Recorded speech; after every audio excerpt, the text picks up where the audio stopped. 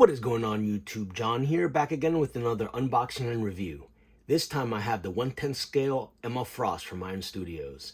This is part of their long line of X-Men diorama pieces. I believe this one is more like a proximity piece. They made a big, well actually three big Sentinel statue dioramas with the X-Men fighting them, and they created other little individual statues to kind of be proximity statues alongside it that you could add to the diorama. And that's exactly what I'm doing. I have Sentinel number 1, and I've been slowly adding other characters to the diorama, and this is the next one in line.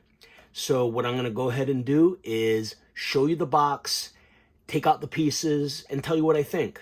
All right, let's go ahead and get started. If any of you are familiar with Iron Studios' line of X-Men statues, or if you've seen some of my videos, this should come as no surprise. The box art, they all look very similar. This one's actually kind of different from the others. The other ones have had kind of a blue-gold motif here, and this one kind of has its own Emma Frost themed colors, which is kind of neat. So in the front, you have a close-up shot of the statue itself. On the side, says her name, has Iron Studios logo on there. In the back, you have a full shot of what the statue looks like. And if you turn it over here, you kind of have a bit of a side view of the statue. Not a whole lot to this. It's a pretty minimalist, but nice looking box. And on the top here, you see it has the X logo, kind of with a spot varnish, and it says Emma Frost on there. Not much to it there. What I'm going to go ahead and do now is take out the styrofoam tray and show you the pieces. Probably should be, at the most 2 or 3 pieces, and we'll go from there. Emma Frost was created by the legendary X-Men writer Chris Claremont and artist John Byrne. Her first appearance was in Uncanny X-Men number 129. She's a powerful telepath with a secondary mutation that gives her the ability to have her body encased in a diamond-like shell. She began her comic book life as a villain and was part of the Hellfire Club, where Frost and the club's agents attempted to recruit Kitty Pryde for the Massachusetts Academy. Despite her ties to the Hellfire Club, Emma had a passion for teaching and eventually reforms, kinda, and takes on a teaching position at Xavier's school. She starts to look after and train a group of telepathic quintuplets, the Stepford Cuckoos, who quickly become her prized pupils. Although she's known to ruffle some feathers, just ask Kitty Pryde and Jean Grey, she's been a valuable member of the X-Men now more than ever as they formed the island nation of Krakoa for all mutants to live in. There, she is currently sitting on the Quiet Council of the Mutant Nation and is in charge of the newly branded Hellfire Trading Company, which is responsible for controlling commercial transactions between mutants and humans. And here we have actually way more pieces than I expected. I don't know why. I expected it to just be the actual statue part and then the base, but I guess it does make sense. She does have a cape, and I think maybe you put her head on there and then the base. So that makes sense that there's more than one piece.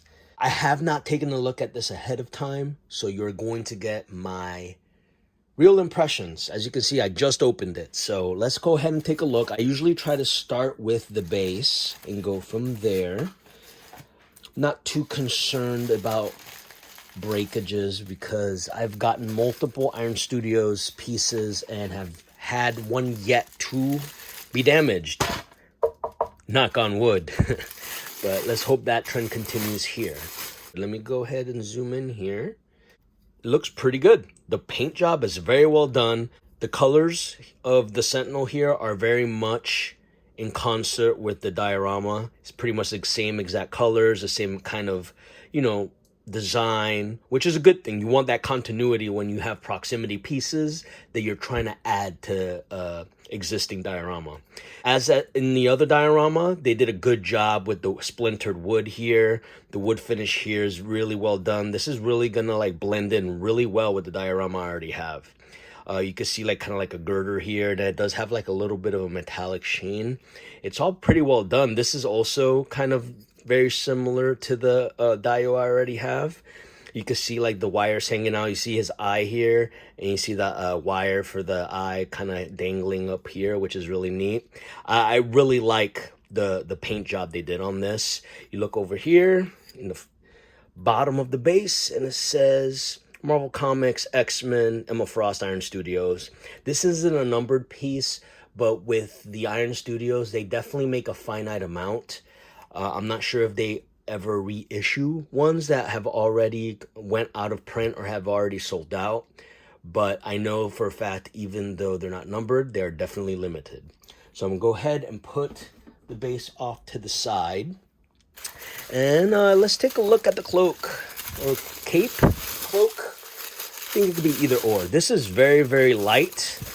I think it's like a PVC plastic, which is good. You don't want something too heavy, especially with a 1/10 scale piece. And wow, it has some real nice sheen to it. Check that out. It kind of has like a pearlescent paint job on it. It's really well done. I really like, they did this also with the Magneto one. I do like that it has like a kind of like a bit of dirt all alongside the edge of the bottom of the cloak. That makes a lot of sense considering that she's walking around, you know, beating up Sentinels and all that. That makes a lot of sense. But other than that, let me zoom in here. The paint applications here are well done. It's, you know, nothing too crazy, but it is well done, which is really all that you can really ask for with these. You know, these aren't necessarily super cheap, so it is great to know that what you paid for is actually represented on the statue itself. So I'm gonna go ahead and put that to the side to look at what is this here. I'm curious. That's really nicely done. Let me go ahead and zoom in. Let me lock that into place here. It's really well done. You can see they did put a little bit of kind of like blush and lipstick on her, and that's really clean. Her eyes are really well done. She's kind of looking off center. The actual sculpt of the hair is really nicely done, as well as the paint application on it. There's a bit of a darker wash and brighter wash all alongside the hair, kind of giving it a little bit of volume and dimension.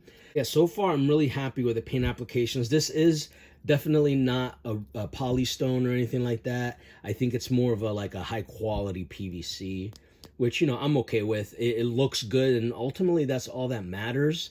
You get a lot of, like I said earlier, you get a lot of what you paid for in the base and just the overall package. So I'm gonna go ahead and move the head to the side, and let's look at the body, which is, I think, the last piece of the puzzle. And this looks fantastic. I'm gonna go ahead and zoom out so you can get a closer look here. And let's start from the bottom here. As you go along from head to toe, her boot here has a totally different texture. And if I zoom in here at her, you can see her pants have a different texture alongside here.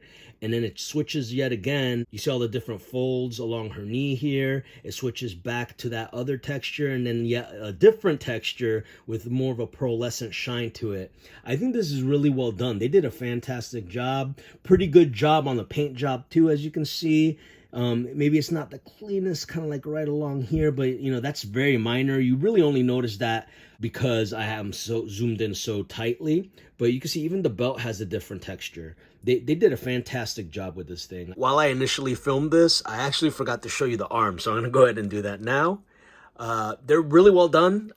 It's kind of a plasticky, kind of maybe a PVC-ish type of material. It's not stone. They're held together by magnets. As you can see, there's a magnet in there. You probably don't want this made out of stone where it's going to really weigh down the rest of the statue and maybe have these sag or lean or fall off because the magnet isn't strong enough. So again, it makes sense for you're going to want something like this to be light. The other arm is, you know, of the same quality as the other one. I do like that they have different textures. I think that's a nice touch. It's nothing to write home about, but at the same time, also well done. It's the type of thing that if the quality was off, you definitely realize it. But because it's not, you kind of just look at it and say, yep, that looks good, and you kind of move on. So yeah, those are the arms. Well, there's not a whole lot else to it other than putting this girl together. So let's go ahead and do that. There's a total of 4 pieces. We have the base here, and I'm going to go ahead and put Emma's body onto the base. There's not a whole lot to it. There's a key here, a keyhole there. You kind of do the math on that one, and it kind of just slides in just like that. You have to assume that her cloak goes first, so you could put so you can put the head after the fact. There are, as you can see, kind of 2 pegs right here, and there's 2 pegs on her shoulder. So you kind of just line everything up. It's all pretty self-explanatory. Nothing too confusing here. This on there, like so. And yep, that's on there nice and snug. And then, just like Voltron, the head. So we're gonna go ahead and put that on this. I think that's actually magnetized. There it is. You got her right arm, which obviously goes in over here, like so. And then her other arm is up to her head because she's using her telepathy, just like that. And there you have Emma. She looks great. Looks like what I would expect Emma Frost to look like. I love the flow of the cape. She has a very kind of like sexy but demanding kind of diva-ish pose, which I kind of dig. I really like that. They did a fantastic job with it. I do love the contrast of the white with like kind of like the brownish dirt on her cape.